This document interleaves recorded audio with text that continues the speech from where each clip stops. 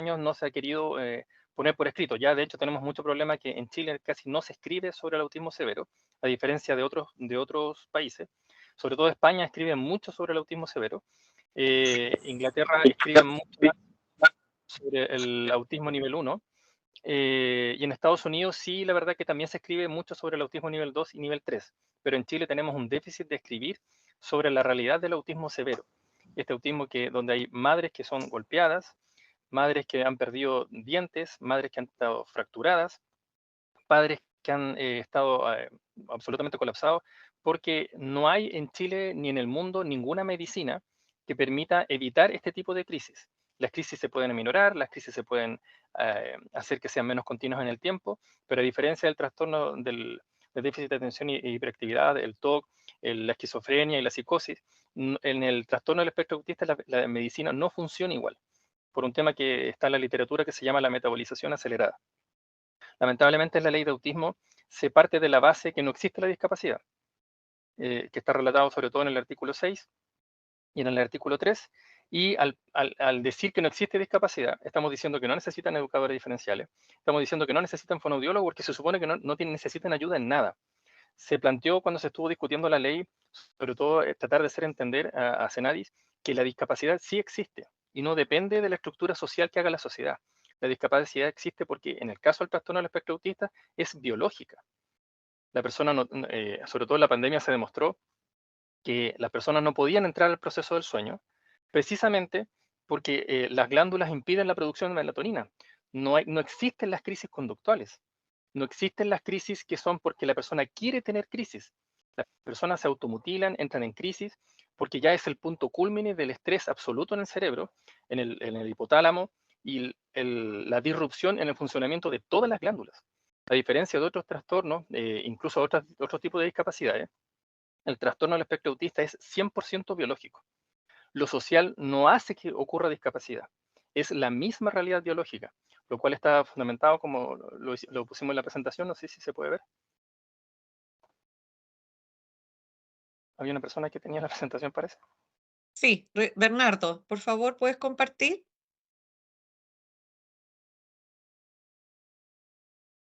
Ya. Eh, ¿Por qué quisimos partir con este? Existió el espacio para demostrar que existe el trastorno del espectro autista nivel 1 con poca severidad y con mucha severidad. Existe el trastorno del espectro autista nivel 2 y existe el trastorno del espectro autista nivel 3, que es el nivel de dificultad mayor del trastorno del espectro autista, y que se trató de hacer creer que con la ley de que todos necesitan exactamente lo mismo, y eso no es cierto. De hecho, uno de los grandes problemas hoy en día es que una persona que tiene trastorno del espectro autista nivel 3 lo mandan a un fonoaudiólogo, no lo mandan a trabajar con una educadora diferencial para que lo ayude a desarrollar un mapa cognitivo, para que lo ayude a desarrollar habilidades blandas. Una de las cosas de que carece la ley es entender que el trastorno del espectro autista es degenerativo con el tiempo. A medida que van pasando los años, igual que en el síndrome de Down, si la persona no recibe estimulación constante de, de estimulación de los sentidos, de la cognición, perdón, habilidades físicas, generalmente las articulaciones y los movimientos y las capacidades motrices se van perdiendo. Y lo mismo con las habilidades sociales y las habilidades cognitivas. Entonces, hoy día tenemos prácticamente amarradas de las manos a las personas de la educación diferencial porque no se le están entregando las herramientas ni se está mirando a futuro. Vamos a tener una población de más de 120.000 personas que van a requerir cuidados hasta el último día de su vida. Y hoy día no existe, ni en la enfermería, ni en la medicina, ni en la psiquiatría, ni en la educación, la concepción de qué hacemos con esta población. Eso queríamos en la parte del primer punto, Marcela. Sí, en consecuencia, nosotros echamos de menos, y parte esto de la base del concepto que se está manejando de trastorno del espectro autista. Nosotros sí celebramos que en la ley esto haya quedado como trastorno y no como condición. Esto no pertenece, digamos, a lo que se llama la neurodiversidad, definitivamente. O sea, si nosotros al ver los videos nos damos cuenta, esta no es una forma de ser, ni es una forma de actuar, ni es una forma voluntaria a través de la cual se conciba el mundo, y no es, digamos, algo que uno pueda decir que pertenece al ámbito de la voluntad humana. el autismo en general, y tanto el nivel 1 como el 2 como el 3, permiten entender que la realidad de la persona autista está muy alejada a ser, está relacionada con algún concepto que tenga que ver con neurodiversidad. Definitivamente este es un trastorno, hay que abordarlo desde una perspectiva biológica, médica, social, sí, pero hagan lo que hagan, si la persona no está compensada, su inclusión dentro de la sociedad es nula. Y de eso podemos dar testigo a 206 familias que pertenecemos a Autismo Severo Chile y que en la actualidad no tienen asegurada ni atención escolar, ni atención médica, ni social, nada. Son chicos a los que llegan a marzo y ya están suspendidos de sus colegios, que llegan con suerte a abril y luego empezamos con 2 horas, 3 horas, porque los colegios, las escuelas especiales declaran que no están entrenadas o capacitadas para trabajar con ellos. Entonces, en el fondo, por eso nosotros planteamos la pregunta, ¿por qué se niega en el fondo el autismo severo? ¿Qué es lo que está pasando en nuestra sociedad que nos da miedo hablar de discapacidad y preferimos usar eufemismos como capacidades diferentes y que no queremos ver tampoco a esas familias que en estos momentos están siendo golpeadas física y psicológicamente y sufren de un trastorno, digamos, del síndrome del cuidador, no porque esas personas de suyo tengan algún trastorno, sino porque la impotencia de ver que el hijo no ha sido atendido, de que no ha tenido un lugar y de que haya sido cuestionado, obviamente produce esto. Que la familia en el fondo tengan que abordar, que se transformen en familias que tienen que diseñar actividades, en contener en la casa, y es como que no, la sociedad no quisiera verlo, no quisiera abordarlo. No vemos nosotros postítulos ni ofertas, por ejemplo, para los llamados tutores sombra, que pueden ser en el día de hoy cualquier persona, o sea, hasta de repente a los padres de los TEA nivel 1 lo hacen ir a los colegios y actuar como tutores sombra. Entonces, nosotros echamos de menos que la ley asegure y garantice reales oportunidades, porque hay muchos chicos fuera del sistema y es como nosotros hemos mandado oficio a MinSal, a varias partes y es como si no existieran. Eso es por mi parte. Con respecto al tema del negacionismo y si la ley protege o no contra la desinformación, lamentablemente la ley no dejó el espacio por un tema que ya había mucha presión social y primó un poco el populismo antes de verificar, por ejemplo, si hoy día el Estado está protegiendo a las personas de la desinformación. Si me pueden permitir compartir pantalla otra vez.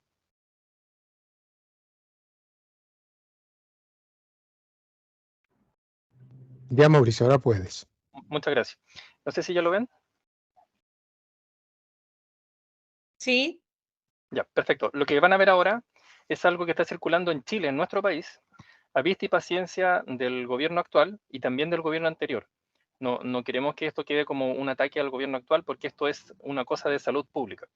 Y así como lo que van a ver ahora, hay múltiples difusiones, por ejemplo, decir que el autismo no es un trastorno, y como mostramos las imágenes al principio de la presentación, tanto la Organización Mundial de la Salud, a través de la Clasificación Internacional de Enfermedades, que es el CIE, en su número actual, que es el 11, dice que el autismo es un trastorno, y de hecho lo clasifica con afectación del lenguaje, sin afectación del lenguaje, etc. Y lo mismo en el DSM-5 de la Organización Americana de Psiquiatría. Nunca han dicho que no es un trastorno. De hecho, en marzo del 2022, el 18 de marzo, se renovó el DSM-5 y se volvió a ratificar sobre todo el tema del autismo severo. Les voy a mostrar ahora para que puedan escuchar. De los chicos con autismo, uno de los síntomas que tienen los chicos con autismo son los parásitos, ¿verdad? Aparte del intestino permeable. Si quieres ver la entrevista completa, pincha el enlace en mi perfil. Sí. Lo que conlleva, ¿no? También tener los parásitos. Y sí, lo que tiene la trementina es que sirve para todas las clases de parásitos que hay, cándida, sí, o para exacto, algunos en específicos. No, la trementina elimina parásitos de todo tipo. Elimina todo tipo de hongos, incluida la Candida albicans, que es, digamos, el hongo más complicado de eliminar y que crece más rápido. Elimina bacterias, elimina virus, elimina metales pesados y además regenera a nivel celular. Luego tiene otras propiedades, elimina cálculos, es también citotóxico. Bueno, con lo que alcanzaron a escuchar, creo que queda más que claro que están difundiendo aguarrás. En Chile, en pleno 2023, se difunde a través de redes sociales, de páginas como Autismo Diario y otras más, donde le dan me gusta a este tipo de publicaciones e invitan a las madres y a los padres a acercarse a este tipo de información, donde el Estado de Chile no dice nada. Y esto es de extrema urgencia porque un niño, una niña, un adulto, un adolescente que consuma aguarrás se puede quemar todo el esófago, se puede quemar los pulmones, se puede permear el colon, se puede permear las paredes del estómago y esto puede terminar directamente en la muerte. Pero esto se difunde en Chile y nadie hace nada. Incluso esto se hace llegar al MinSal y ni siquiera responden el correo. Entonces esto es súper peligroso porque la ley, si bien es cierto, dice que garantiza ciertas cosas, pero es más como en un discurso. El problema que tenemos es que Senadis y varias organizaciones del Estado están escuchando más a grupos que dicen que el autismo es solo una condición, que es solo una forma de ser, y que el autismo prácticamente parece que fuera pasajero, que es como muy la figura de The Good Doctor, la serie Atípica y otras más que hay por ahí, que no tienen ninguna relación con la realidad. Y lamentablemente muchas personas están egresando de carreras de educación diferencial creyendo que el autismo es súper abordable.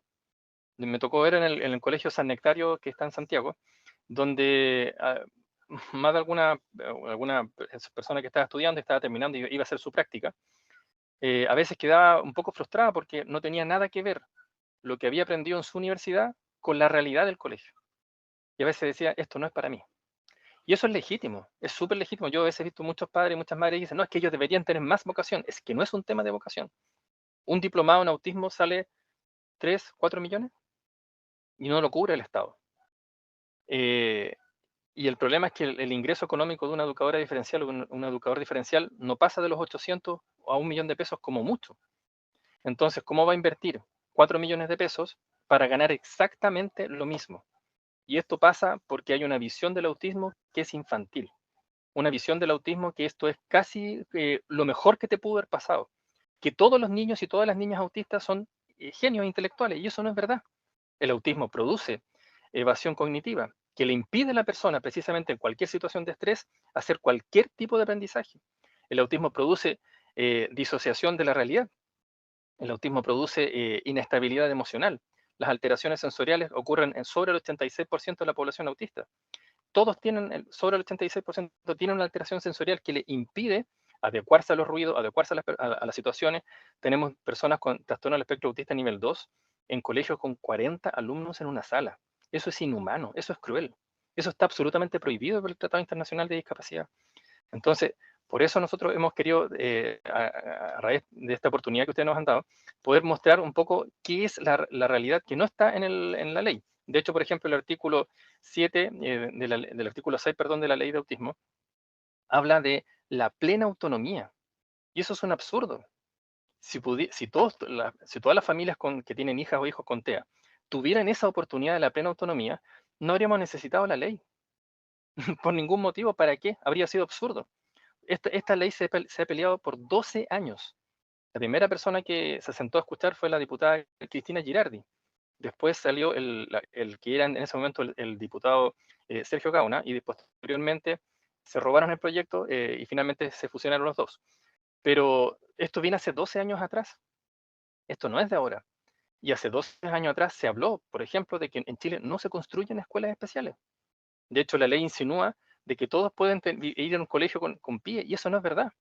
O sea, hoy día se está contratando educadoras diferenciales para trabajar en colegio y tener, por ejemplo, a cargo 4 salas, una sola persona. No, es una persona para todo el colegio.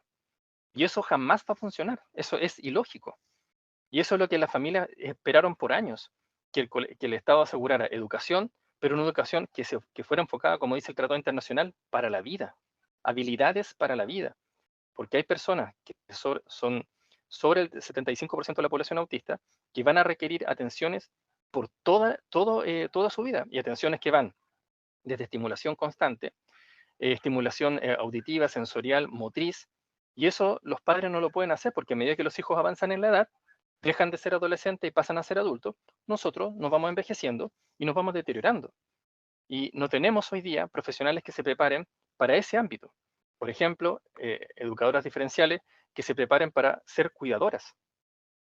Eso no está. De hecho, nosotros le estamos proponiendo también a la universidad de ustedes que se puede hacer esta mención. Cuidadores para el resto de la vida, ya sea en enfermería, en educación diferencial, porque ese es un público, esa es una población que está ausente hoy día. No hay cuidadores, no hay lugares donde llevar a personas cuando sus padres mueren. No hay hogares, todos los hogares de ancianos están saturados. Todos los hospitales psiquiátricos están saturados. Entonces lo que queda es tener la posibilidad de alguien que se pueda contratar para ejercer cuidados. Que no es lo mismo que un pariente haga el cuidado, porque los parientes también se van deteriorando. Se necesita una persona profesional que tenga conocimientos de estimulación, que tenga conocimiento, por ejemplo, que se le enseñe el tema de la medicación, por ejemplo, de que si falló la medicación por la metabolización acelerada, no se puede repetir, etc. Eso como a grandes rasgos, no sé, Marcela, si Sí. faltaba algo. Sí, 2 puntos nomás cortitos en honor al tiempo. Sabemos que hay que dejar espacio. Lo primero es que esto sucede porque no se quiere ver la discapacidad en el autismo. Para nosotros, el hecho de llevar a chicos a una escuela regular, autista, nivel 2 o 3, es la solución barata a un problema caro. Esa es la verdad. O sea, es un desconocer en el fondo de que estos chicos necesitan una atención mucho más especializada, mucho más profesional, en un ambiente mucho más controlado. O sea, una persona autista a nivel 2 o 3, que son el 55% de la población autista, no sobrevive en una escuela regular, se estresa, sufre y tiene además a la familia que debe estar pendiente del teléfono porque las llaman a los 20 minutos, dejar a los niños ahí porque están desregulados. Eso pasa en Chile, pasa cada rato, esa es la tónica, no es la excepción. Si ustedes hablan con cualquier familia de autismo severo Chile, les va a decir que se aburrieron de llevar a los niños al colegio porque eso impedía trabajar, porque había que estar pendiente de irlo a buscar a los 20 minutos y no hay colegio ni hay pega que aguante. O sea, si uno se tiene que ausentar a cada rato, lo van a desvincular por una razón o por otra. Y de eso tenemos muchas denuncias en nuestra fundación. Y lo segundo, yo diría que es porque no se ha dignificado a la persona autista. Un poco esto de desconocer y pensar que la persona se puede recuperar, no hay bases científicas para establecerlo. La discapacidad siempre, siempre se va profundizando con el correr del tiempo. Una persona ciega, sorda, no deja de serlo porque le pongan terapias, porque además su cuerpo se va debilitando, su mente se va atrofiando como la de cualquier otro ser humano. Por lo tanto, el eje debería estar en contar con especialistas que puedan atender a personas por sobre los 20 años, porque si no, los mandan a la casa a encerrarse. Ellos no pueden insertarse al campo laboral porque son personas que se pierden en la calle, que no hablan, que necesitan auxilio para actividades tan cotidianas como ir al baño, como comer, por ejemplo, asistencia en todo ese tipo de órdenes. Y lo último es el tema del cuidador. En esto, Mauricio y yo hemos tenido muchas discusiones y dentro de la agrupación también, porque no somos una sola voz. En lo personal, y hablo como Marcela Cordero, yo me niego a verme como cuidadora. Yo no quiero que el gobierno me tire 300.000 pesos o lo que sea como cuidadora, porque yo soy profesional y para eso estudié y creo que tengo el derecho a ejercer mi profesión y a tener una vida plena. El autismo no es una tragedia. En este país lo es porque al final las madres terminan siendo algo que no son. Las madres somos madres, no cuidadoras. Y entonces, lamentablemente, hay muchas mujeres que han tenido que dejar trabajos y aunque no sean profesionales, que han tenido que desatender a sus otros hijos porque tienen que estar en torno a niños que hay que llevarlos a terapia y que no siempre resultan y que hay que hacer una serie de trámites para poder sacarlos adelante. En la actualidad, por ejemplo, el padre de mi hijo es también docente universitario con grado de magíster, no pudo seguir trabajando, no pudo. Ahora tiene un trabajo como independiente en otra área que le permite darse vuelta, tampoco vivir acorde a lo que él estudió ni nada de eso. Y la que trabaja más horas en clase, en sala soy yo, pero no es justo y no es la tónica, yo soy la excepción y yo no quiero ser la excepción, yo quiero que todas las mujeres que están en mi agrupación, en mi fundación, puedan trabajar, puedan ir a hacerse sus exámenes médicos con la tranquilidad de tener a sus hijos en un lugar donde esté recibiendo estimulación cognitiva, social y lúdica y no encerrado en las casas. Eso.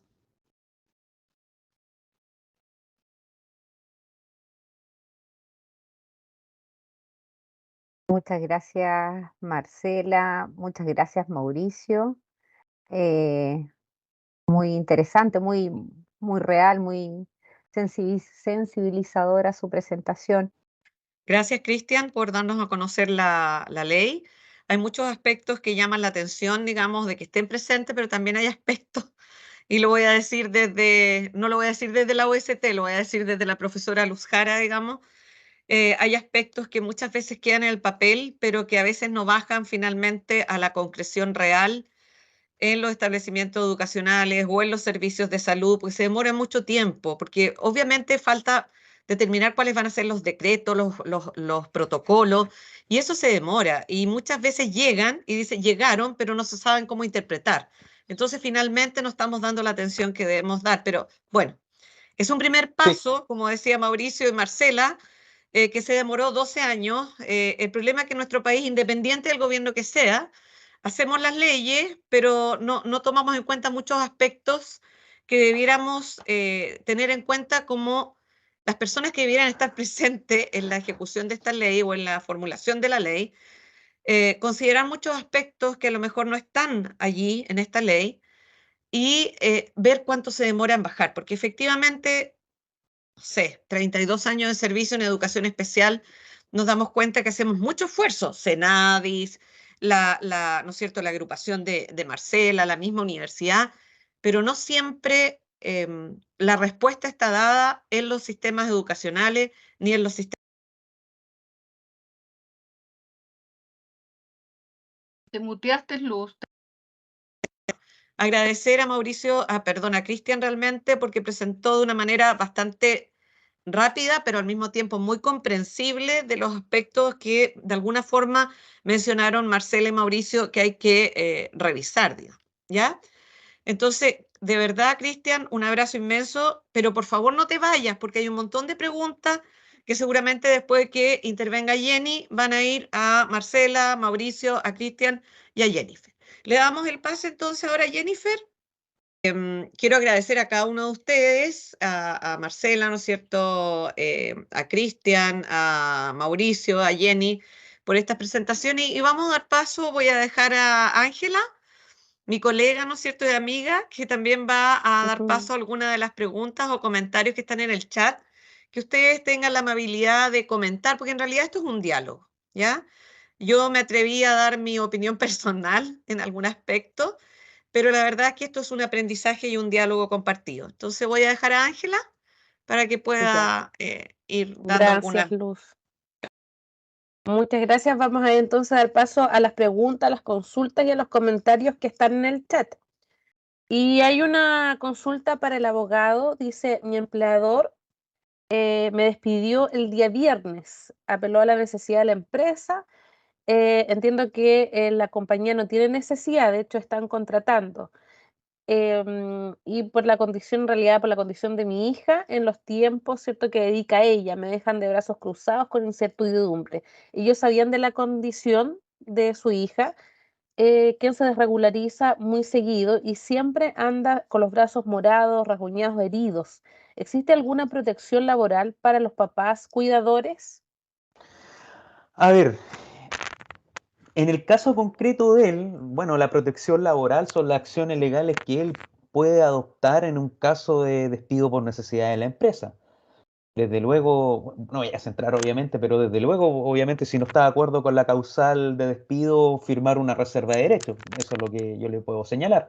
Y el resto del tipo de su situación en particular será reclamable en primer lugar en la Dirección del Trabajo si él, a través de su abogado de confianza, estima necesario ir a una mediación en la Dirección del Trabajo, o de lo contrario, exigir sus derechos en el tribunal.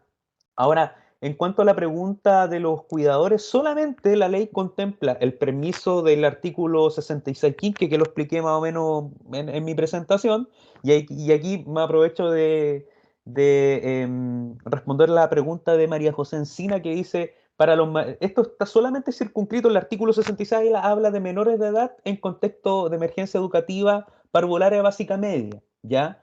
Para las personas mayores de edad que cuenten con su calificación y certificación de discapacidad, el artículo sería aplicable en este caso un permiso establecido en el artículo 199 bis, que ahí hace referencia a personas que tengan credencial de discapacidad y para ser textual para darle una respuesta textual, habla de aquellos que tengan una discapacidad intelectual,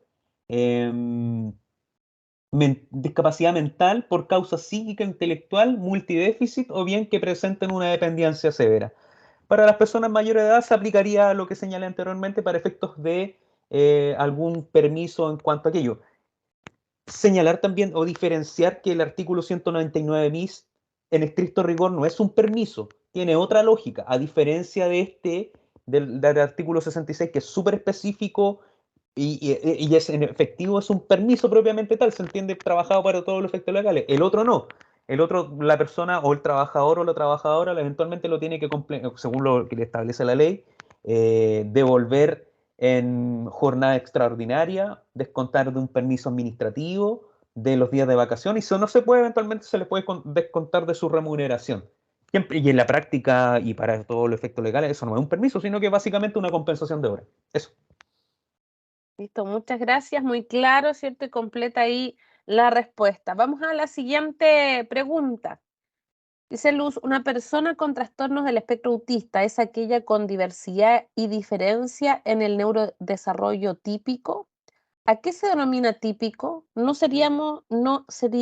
¿Entraríamos todas en esta definición? No sé quién de los tres pueda a lo mejor contestar esa pregunta. Si quieren lo respondo yo. Ya, perfecto. Lo que pasa es que cuando se estaba tramitando ese artículo, habían agrupaciones, ¿sabes que alguien todavía está compartiendo la pantalla?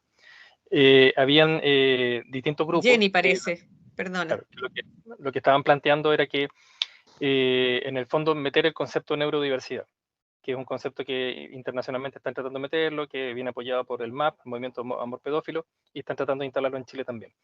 Entonces el tema era que se quería dejar tan laxo para no reconocer que el autismo tenía 3 niveles, que había niveles de severidad mayor que otros, y finalmente quedó este articulado que fue bien discutido, pero finalmente fue el Poder Ejecutivo el que decidió poner esa línea, y no hubo mucha chance de rechazarla, porque también había mucha presión social de distintos grupos que querían que la ley saliera lo más pronto posible, creyendo que la ley se iba a aplicar inmediatamente.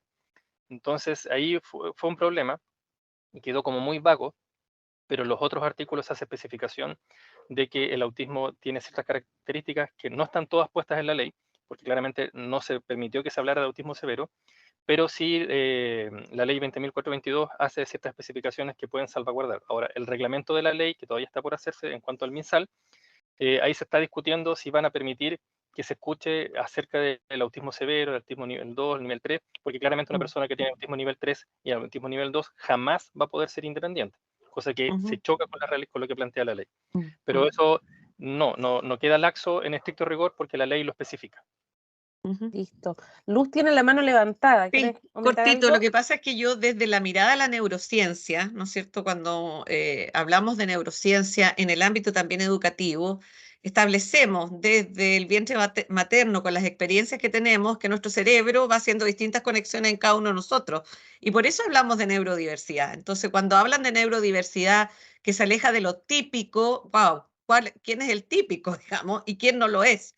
Entonces, por eso me hice la pregunta, pero también entiendo, Mauricio, desde la perspectiva que lo hicieron amplio y que no efectivamente tomaron los grados que tiene el autismo y lo que eso implica en su atención y respeto, digamos, a esta propia diversidad del autismo en los distintos grados. Eso era, gracias. Bien, vamos entonces a continuar con antes. Marcela, tienes la mano levantada. Sí. Sí, espérate. Sí, ahí sí. Con respecto también a lo mismo y a lo que planteó Felipe Guerra en el chat, para hacer el link de que las corporaciones muchas veces van o llevan personas, no sé a quién habrá visto específicamente a él, como ciertos baluarte o personas que se dicen autistas y que no tienen realmente autismo y que se nota, como bien dice Felipe Guerra, que me parece que es psicólogo, ¿qué pasa en esos casos? Sí, ese grupo de personas y de discurso al autismo le ha hecho muchísimo daño. hay muchas personas que no entendemos por qué, la verdad, se dicen autistas y son personas que realmente son independientes, que hablan como habla cualquiera de nosotros, que pueden enfrentar una cámara. En lo personal, como fundación, creemos que esas personas en algún momento van a tener que dar cuenta de su plantación de identidad. Nos estamos asesorando con respecto a ese tema y en el Congreso, cuando nosotros participamos, porque nosotros participamos activamente haciendo indicaciones a la ley, tuvimos muchas reuniones, tuvimos que ver cómo gente que es más sociable que nosotros se dijo autista. Y eso es delicado, o sea, no cualquier persona puede andar diciendo que es autista.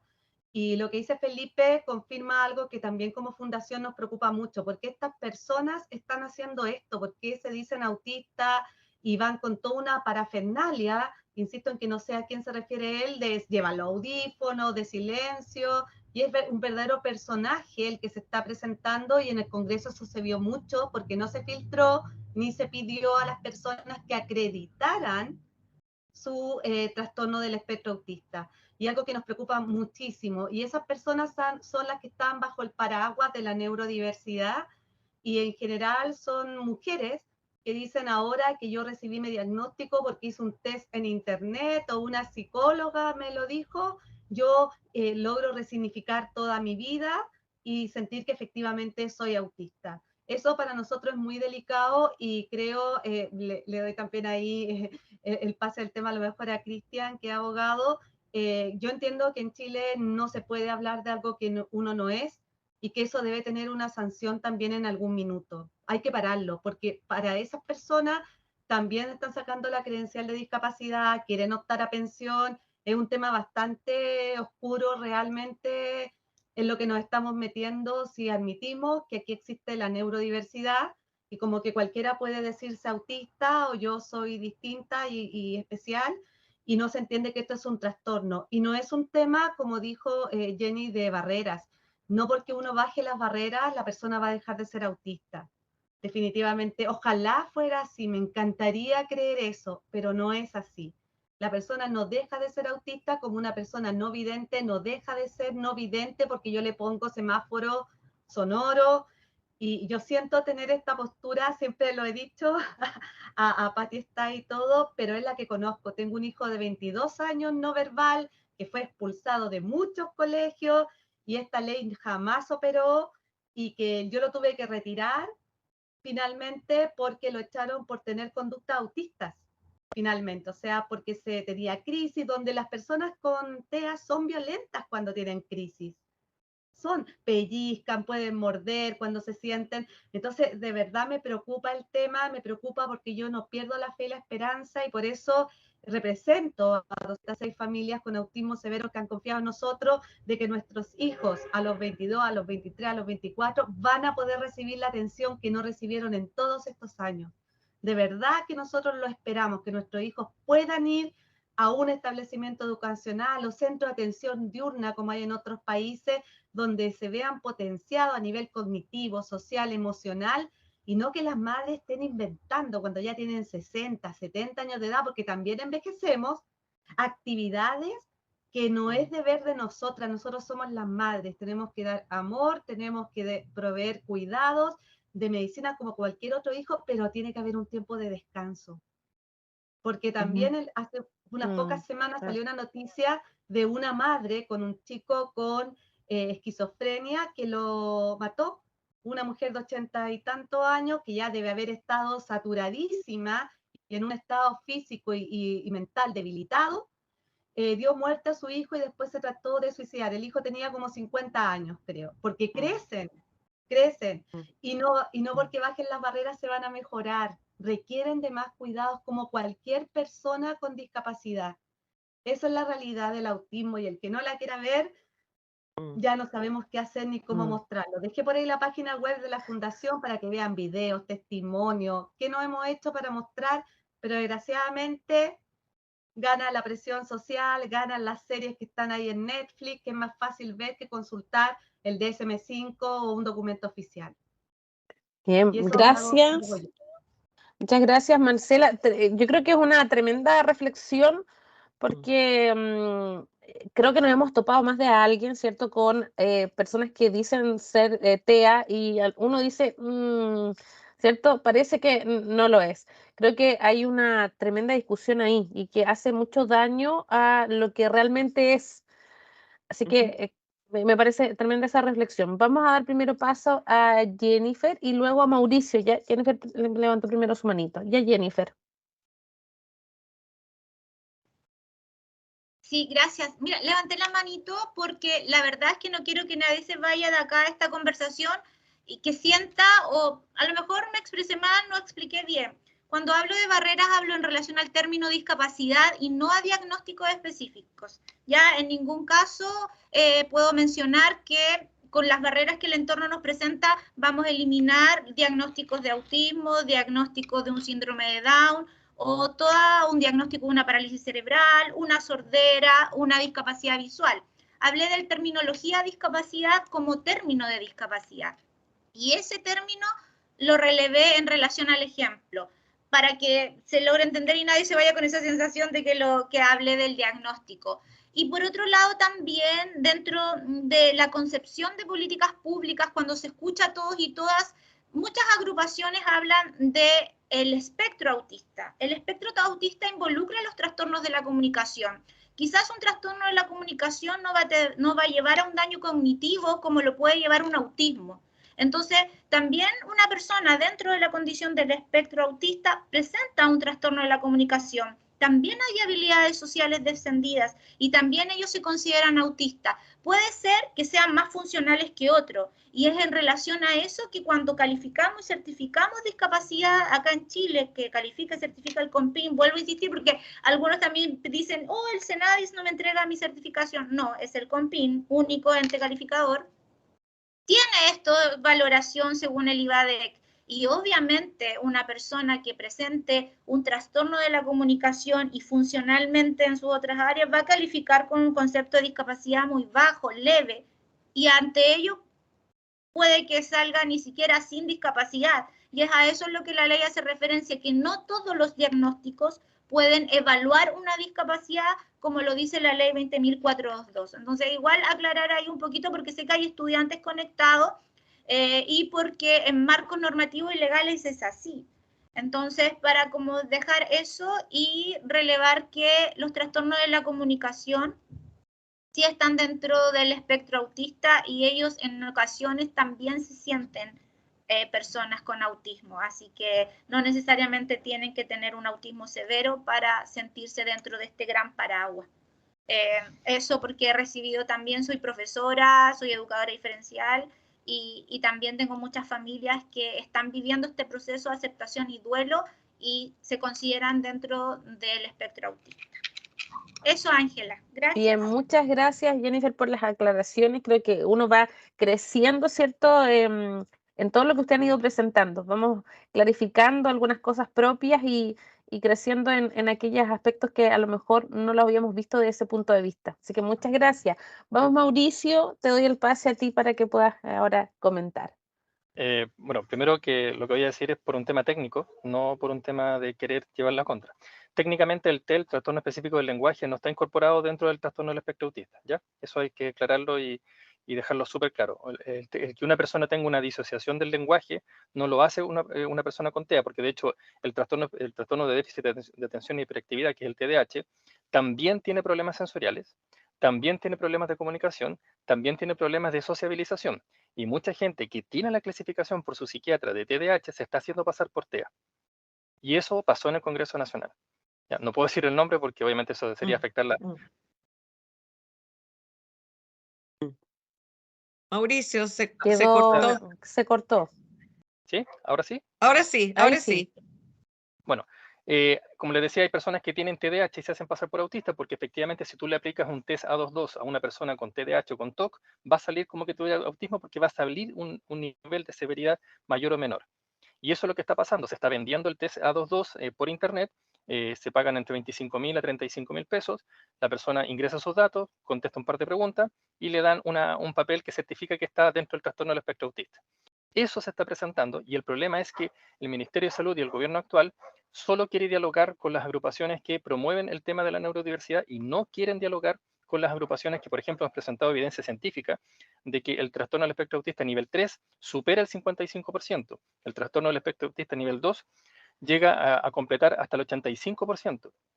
Las personas con TEA nivel 1 no superan más del 15%, y dentro de esa población, más del 70% tiene severidad. Hay personas con TEA nivel 1 que se suicidan, y eso es lo que no quisieron entender cuando se estaba desarrollando la ley. Está absolutamente demostrado científicamente que las personas con trastorno del espectro autista superan 4 veces la tasa de suicidio, y también sus cuidadoras o cuidadores. Entonces, eso es lo que no se logró traspasar a la ley. Nosotros, por ejemplo, propusimos que las personas con TEA pudieran tener un cupo asegurado en las escuelas de lenguaje, porque es el único trastorno que no se permite en las escuelas de lenguaje. Si se pudiera permitir, y de hecho la experiencia comparada demuestra que las personas que las han metido a escondidas del gobierno, actual o anteriores, han tenido excelentes avances, incluso aunque sean no verbales, porque aprenden a tener mapa cognitivo, aprenden a tener comunicación, aunque no sea verbal, aprenden a tener ritmos de sentarse, pararse, trabajar, a tener actividad, aprenden, por ejemplo, a lavarse las manos de manera independiente. Esas cosas que el Tratado Internacional habla, que son habilidades para la vida, Chile las está dejando atrás. Chile no construye escuelas especiales, todas las escuelas especiales son todas privadas, que trabajan como fundación, etcétera, todo lo que quieran, pero cada día están cerrando más. Se cerró el colegio John Wesley, que por años, más de 80 años si no me equivoco, trabajó con personas con síndrome de Down. Nos quedamos sin un colegio que era prácticamente el único en Chile. Entonces, no se está escuchando la realidad de lo que se está viviendo, y lamentablemente yo también tengo que decir que el concepto de discapacidad también cambió. El concepto de discapacidad ahora dice la OMS que es cualquier restricción o impedimento de la capacidad de realizar una actividad en la forma o dentro del margen que considera normal para el ser humano. Pero también hay una definición que es también de la Organización Mundial de la Salud y de la ONU, que es que la discapacidad es la necesidad de apoyo de un ser humano para desarrollar su vida diaria. Entonces, si se hizo una ley, es porque desde el nivel 1 al 3 se necesita apoyo. Y los recursos que se van a dar son 64.000 millones. Y no alcanza. No hay ninguna forma que alcance. Entonces, no estamos reclamando por querer reclamar. Estamos reclamando porque necesitamos que se planifique cuántos psiquiatras y neurólogos más se van a abrir de becas para tener más profesionales, porque hoy día no hay. Ni en la salud pública, ni en la salud privada hay horas de atención. Está todo saturado. Yo tengo una hija con síndrome de Turner y hay que tomar, ¿cómo se llama? La especialidad para el síndrome de Turner es, hoy se me olvidó, Marcelo, ¿cuál era la? Endocrinólogo. En Chile, en la salud privada, tú tienes que pedir hora cada 3 meses porque no hay más.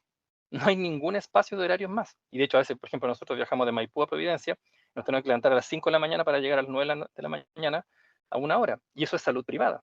Ni hablar de la salud pública. Una persona con síndrome de Turner no puede estar 7 meses sin un control. Eso le puede significar la muerte. Entonces, a veces se habla mucho como que se están haciendo muchas cosas y eso no es verdad. Yo lamentablemente tengo que decir que Senadis, cuando las personas que tienen hijas o hijos con credencial de discapacidad se acercan a pedir apoyo o una guía o una orientación para poder sacar, por ejemplo, la pensión de discapacidad después de los 18 años, le dicen que no hay ningún tipo de pensión para las personas con TEA, que no hay beneficios sociales, que no hay nada.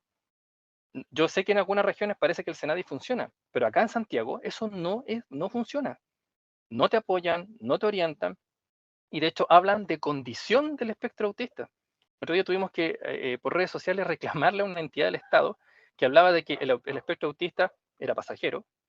Estamos hablando de una entidad pública. O sea, tenemos que ponernos serios. O sea, ¿cómo vamos a ser el único país del mundo que hace el ridículo de decir que el autismo es una condición? O sea, por algo existen manuales de diagnóstico, existe la Organización Mundial de la Salud. O sea, hay que ponernos serios. No podemos estar haciendo leyes a lo amigo. De hecho, hay un problema en el artículo 25 que estaban citando con respecto al tema este de los permisos laborales. Falta un adverbio. Debieron haber agregado el además antes del aquello. Por no agregarlo, cualquier empleador que se dé cuenta podría reclamar y conseguir que el despido está absolutamente justificado. Porque específicamente, al no haber agregado el además, se entiende que esto es solo para las personas que trabajan en el mundo público y no en el mundo privado. Eso. Bien, gracias Mauricio. Vuelvo a insistir, yo creo que todo esto nos hace enriquecer nuestra mirada sobre el TEA, ir aprendiendo nuevas cosas o sistematizando otras. Así que gracias por cada uno de los aportes que hemos podido escuchar. Hay otra pregunta Aquí Carolina pregunta, dice, hola, consulta a mi hijo con autismo severo, epilepsia, va a una escuela especial con 15 alumnos y la profesora me dice que la escuela no tiene los medios como enseñarle, ya que es necesario un cuidador sombra para poder que haga las tareas. Aparte que lo retire antes de la hora de la salida, porque no aguanta muchas veces. Tengo que esperarlo afuera de la escuela. ¿Qué tengo que hacer? Pregunta Carolina, frente a esa situación, ¿qué tienen que hacer? Mauricio. Ya, bueno, eso es una realidad que está pasando. Durante todo el 2022 fue una cosa de todo el año, de Arica a Punta Arenas, y lamentablemente ahora en marzo volvió a ocurrir. Con la ley aprobada en el área de la educación, a las personas se les está restringiendo. Ahora, en estricto rigor, habría que poner un recurso de protección, porque a las familias se les está incluso diciendo que pueden ir 1 hora a la semana. ¿Ya? Efectivamente deberían ser 8 alumnos por sala, no 15. Pero ahora con el tema del DUA se está permitiendo que hayan 15 personas con TEA y en vez de aumentar la cantidad de educadoras diferenciales en la sala, se sigue una sola educadora diferencial con una sola ayudante de la asistente de la educación y con el mismo sueldo. Lamentablemente lo que se paga por educación especial es muy poco, de hecho es menos que lo que se paga por el PIE. Por ende, también los recursos no alcanzan. Yo entiendo que hayan aumentado la cantidad de alumnos porque efectivamente económicamente no da, pero ahí también la pregunta es por qué el Estado de Chile, incumpliendo el Tratado Internacional, no construye escuelas especiales y no financia de una mejor manera para que se pueda pagar mejor a las educadoras diferenciales, para que puedan hacer carrera. Generalmente las educadoras diferenciales trabajan 1 año o 2 y se van. Las echan para no tener que pagar mucho, y el problema es que cuando se va a una educadora diferencial, todas las alumnas y alumnos que ya se acostumbraron a ella quedan a foja cero, o sea, es retroceder 5 años, 4 años, volver a cero. Y así es para el síndrome de Down, para el TEA y para otras necesidades especiales. Bien. Gracias, Mauricio, por tu respuesta. Yo sé que hay muchas preguntas, ¿cierto? Pero vamos a tratar, y creo que muchas también se contestaron, a pesar que no las leímos a través de las respuestas de cada uno de los invitados. No sé, Luz, si quieres comentar algo más. No, yo quisiera agradecer la presencia de todos y todas que están también participando, escuchando, ¿no es cierto?, a Marcela, a Mauricio, a Jennifer y a Cristian. Hacer una reflexión personal, que la verdad es que yo soy profesora diferencial hace muchos años. Trabajé en una escuela especial muchos años. Después me especialicé en el tema de educación inclusiva, pero siempre me pregunté, y a lo mejor Jennifer y otros colegas que están aquí, exalumnos, me pregunté qué pasaba con aquellos niños que el decreto 83 no es para ellos, así simplemente no es para ellos. No es que se lo esté negando, sino que primero enseño para la vida, y en la medida que enseño para la vida, puedo ir enseñando, ¿no es cierto?, todos los resultados de aprendizaje o algunos resultados de aprendizaje que estarían en el decreto 83, llamémoslo así. Porque estamos dejando de lado, ¿no es cierto?, los derechos de muchos niños, niñas, jóvenes y adultos también, que requieren atención, y no solamente del trastorno del espectro autista, sino que estamos hablando de niños con discapacidad intelectual severa, postrados, que apenas estamos llegando a las casas si es que vamos una vez a la semana, por ejemplo, ¿ya? Entonces, desde esa perspectiva creo que nos falta mucho por hacer. Tenemos que hacer una mirada distinta. Yo soy pro inclusión, pero inclusión en el sentido de no excluir, de respetar los derechos a una buena educación, y no hablemos de calidad, a una buena educación que va a ser pertinente a cada una de las características, ¿no es cierto?, y derechos de la dignidad y de la calidad de vida de las personas, más que de un currículum común. A eso me refiero cuando hablo de una educación, ¿no es cierto?, de calidad.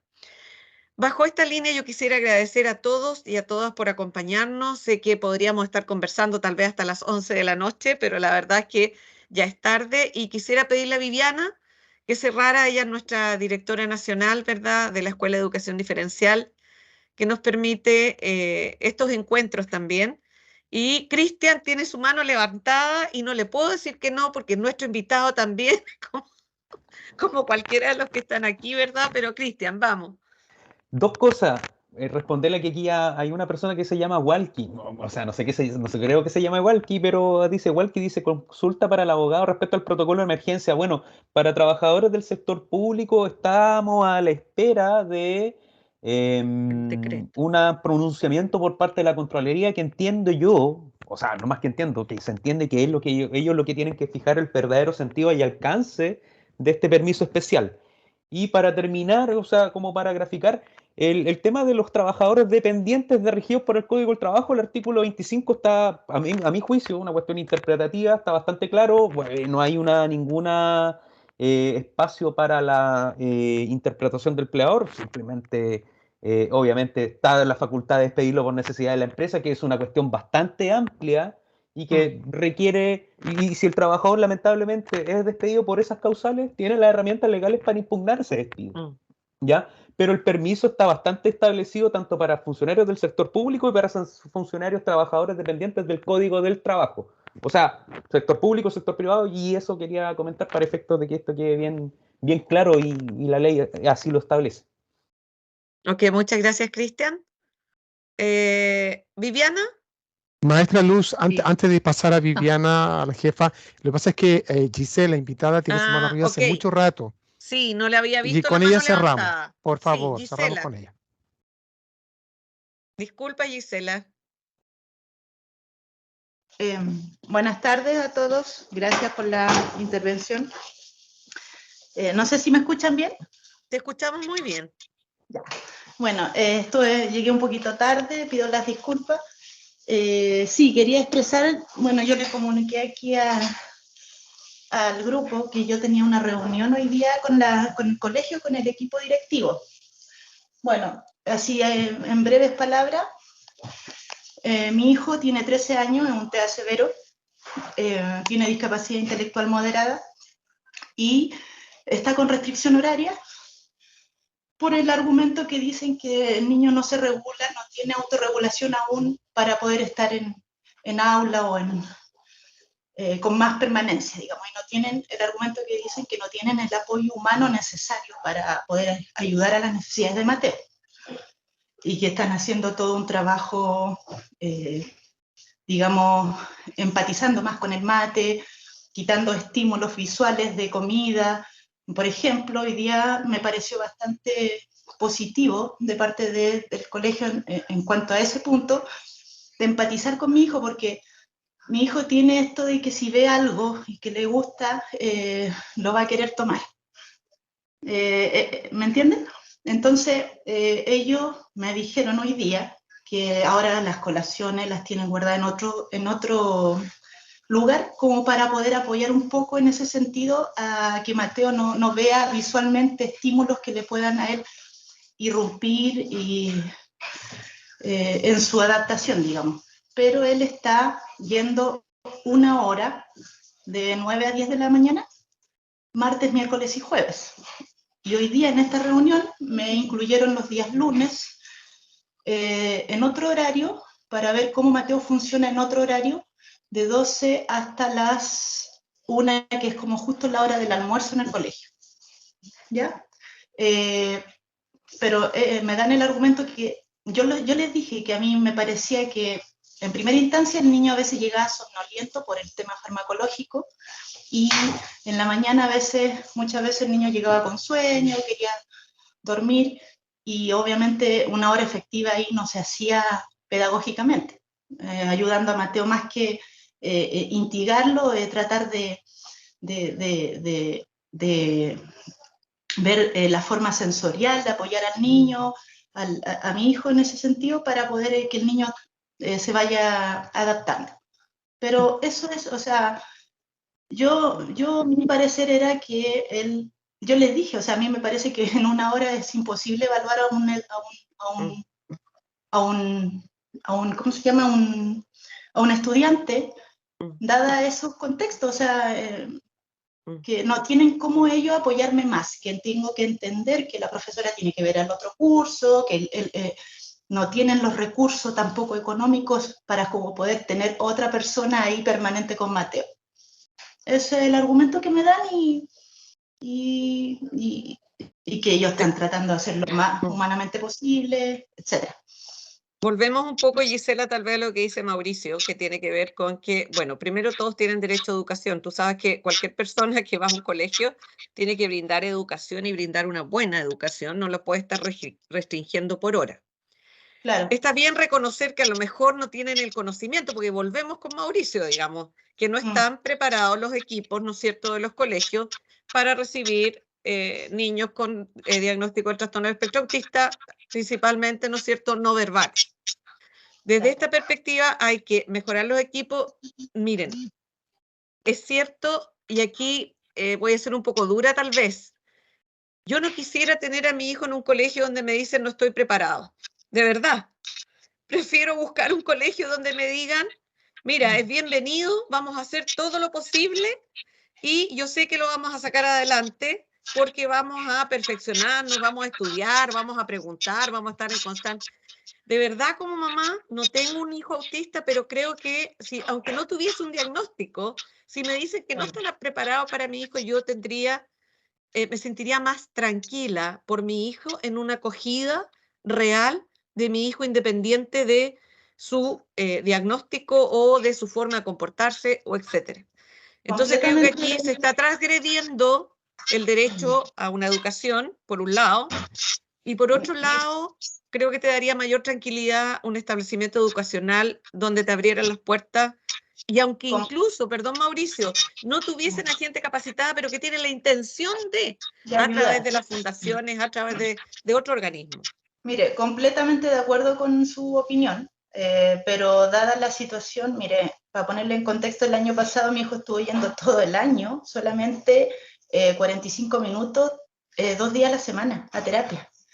Porque ellos lo único que aquí se basan ante lo que emite el terapeuta, que es que el niño no está regulado.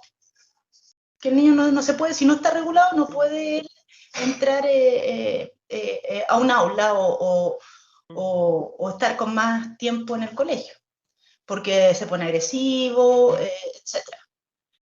Entonces, lo que usted dice, yo lo he hecho, he ido a muchos colegios, he llamado también, o sea, he tenido instancias de diálogo, he ido a varios colegios, incluso acá mismo de la comuna donde vivo. Por ejemplo, en otro colegio me dicen que para este año ya sería imposible por el curso que el niño está. O sea, siempre hay algo que te limita, o sea, siempre no hay vacante. Siempre pasa que o ven el diagnóstico del niño y te dicen, ¿sabes que no tenemos vacante para ese curso? Lamentablemente, yo lo siento, la entiendo, todos entienden. Pero cuando Mauricio, perdón Gisela, Mauricio y Marcela, ¿ustedes podrían comunicarse por interno para orientar un poco mejor o más, no mejor, más, y apoyar a Gisela en este sentido? Sí, nosotros lo hacemos. Muchas gracias, Mauricio. Es porque en realidad creo que es una conversación que se tiene que tener, ¿ya? Es que, perdona Luz, es que lo que ella relata es lo que nos pasó a todos. Así es, por eso. Yo estuve en 5 colegios entre Viña y Valparaíso y de todos lados lo echaron, le redujeron horario. En Aspao me dijeron que lo querían mucho, pero no sabían qué hacer con él. Eso es lo que no ha pasado mucho. Como profesora de integración itinerante lo viví mucho tiempo. Mucho tiempo. Es frustrante, es muy frustrante, porque tú vas a distintos colegios, buscas lo mejor. Sí. Yo quiero agradecer los testimonios, quiero agradecer también el espíritu de compartir, ¿verdad? Y repetir, como dijo Patricia, y lo dijo también Ángela, que lo que buscamos es aprender, apoyar, construir, co-construir tal vez, ¿no es cierto? Independiente de una ley, no me mires, Mauricio, con mala cara, sé que la ley está, que no está bien, pero independiente de la ley tenemos que hacer cosas para que esto mejore. Llámenme idealista o llámennos como Escuela de Educación Diferencial idealista, pero siempre estamos tratando de difundir, de aprender, de dialogar y ver cómo podemos colaborar también en la formación de nuestras futuras educadoras y educadores diferenciales. Viviana. Gracias, Luz. Ha sido sumamente interesante. Creo que realmente se convirtió en un coloquio esta instancia. muy crecedor y al mismo tiempo también me refleja, y a lo mejor, como dice la Luz, dicen que somos parecidas, Luz, nos han dicho en algún minuto. Voy a decir algo muy duro. Seguimos siendo un país muy subdesarrollado, donde la filosofía de una ley con la cual se intenciona un cambio significativo, en la realidad, yo conozco de hartas leyes, no solamente educación especial, a mí me ha tocado estar en el Parlamento varios años, 8 años continuos, por lo tanto, no, por ningún motivo me voy a dar de abogada, pero quiero decir que realmente las leyes en nuestro país debieran satisfacer, las leyes con los reglamentos, con todo lo que los acompaña, por supuesto, deberían satisfacer las necesidades de quienes lo requieren, que somos los ciudadanos, a quienes el país recibe nuestros impuestos, ¿no es cierto?, para justamente favorecerlos a ellos. En este caso, estamos hablando de jóvenes y niños autistas y adultos, donde lamentablemente me queda la desazón de no poder aportar porque no podemos darle respuestas apropiadas, respuestas significativas, respuestas de cambio aún a toda esta población que son los hijos, los familiares y los amigos de todo, y las madres, los padres, por supuesto, que están aquí presentes. Eso es muy triste, lo voy a decir con todas sus letras, es muy triste. Y empatizo absolutamente, porque lo que sucede de manera tecnocrática, probablemente podríamos decir, bueno, vamos a esperar unos años, va a venir el reglamento en un año más, pero un año son 12 meses que contienen 30, 31 días cada, excepto febrero, por supuesto. Eso es mucho tiempo para lo que significa un cuidador de estos niños, jóvenes y adultos. Pueden suceder accidentes, que son más funcionales, también podrían quitarse la vida, como lo han señalado ustedes, que a todo esto, ustedes saben que hay juventud chilena, que no sale mucho en las estadísticas, pero tenemos un grave problema de salud mental a nivel nacional. Imagínense niños y jóvenes y adultos que se dan cuenta, por supuesto, de lo que están sufriendo. Ni hablar de los padres, las madres o los cuidadores y la salud mental. Si ya hablamos de la salud mental de los cuidadores, de los adultos mayores, imagínense lo que es una vida, como lo señalaba Marcela. Realmente lo lamento porque no damos el ancho como país, y nosotros solamente aportando un grano de arena en esta infinita playa o mar, les agradecemos sus testimonios, su opinión, sus conocimientos también que nos entrega SENAI en esta área, por supuesto, pero realmente no hemos cumplido con lo que se requiere. Y esta es una necesidad evidente que se arrastra hace muchísimos años. Yo pensé, voy a ser bien honesta, pensé cuando todos mis colegas que han participado también, como dijo Patricia Stay, por supuesto que nosotros hemos buscado la prensa para poner estos temas, para difundir, en fin, pero no es suficiente. Así que yo quisiera solamente terminar este coloquio instándolo a todos ustedes realmente a, no sé, a levantar la voz, a tratar de hacer algo. A veces uno piensa que es muy poco, nunca se sabe, pero nosotros vamos a seguir como escuela, tenemos un compromiso, lo señalamos la primera vez que hicimos el primer coloquio el año pasado. Nosotros tenemos un compromiso más bien afectivo, más que intelectual y normativo. Es un compromiso afectivo, porque empatizamos con los padres, madres y familiares de estas personas que tienen autismo. Yo les quiero dar nuevamente muchísimas gracias, y esperamos vernos en otra ocasión con un poco más de esperanza o de ánimo, o a lo mejor nos pillaron Lulú a nosotras un poco en otra visión. Pero claro, cuando uno participa con personas es como cuando alguien está muy grave y bueno, hay que hacerlo en el momento, es una urgencia. Esto no es de esperar, es una urgencia. Y los parlamentarios y los gobiernos, voy a sumar ese en general, debieran darse cuenta de lo que son las urgencias. Estas son urgencias también. Bueno, con eso yo creo que doy por terminado mi discurso y a Muchas levantar gracias, la Vivi. voz, a Sí, levantar la voz y formar compromiso con todas las personas con las cuales estamos cerca, nuestros egresados, tienen sus vínculos, su cercanía en los lugares donde trabajan y quizás agregar. Uno no puede esperar que le llegue una persona con espectro autista u otro para empezar a cambiar. Uno debe ir a tener la sensibilidad de prepararse y si le llega, tiene que prepararse. Esto no es como que yo no sé, mi hijo le dio una gripe A que yo no la sé tratar así, ¿quién me lo cuida? No es así. Tampoco, con mayor razón, no es un espectro autista. Entonces no puede ser que los profesores digan, no, las escuelas, no, yo no lo puedo atender, no sé de esto. Bueno, ponte a estudiar, ponte a trabajar. Eso es lo que hay que hacer. ¿Cuántas cosas nuevas se van dando? La educación es igual que la salud, va cambiando día a día. Hay que estudiar y hay que empoderarse. No podemos excusarnos. Estamos en el siglo XXI, ya no en el siglo XIV. Siglo XXI no nos podemos excusar. Eso es Bernardo y Luz.